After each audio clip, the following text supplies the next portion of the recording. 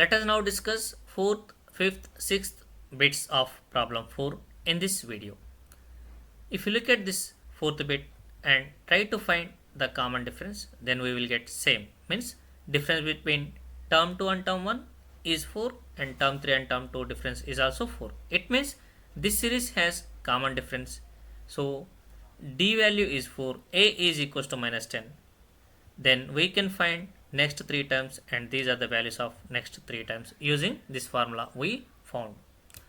Let us have a look at the next problem, means that is 5th bit, and here A is equals to 3 and the difference between two consecutive terms is root 2.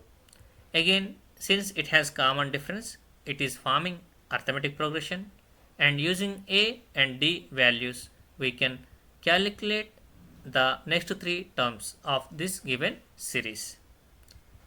Now if you look at this 6th bit, here you have common differences 0.02 and difference between term 3 and term 2 you got 0.002, and here if you observe these differences are not equal. Since this series does not have common difference, means difference between two consecutive numbers is not same, this particular series does not form a arithmetic progression. Hope you got good clarity whatever we have discussed. Thanks for watching and learning. Have a nice day.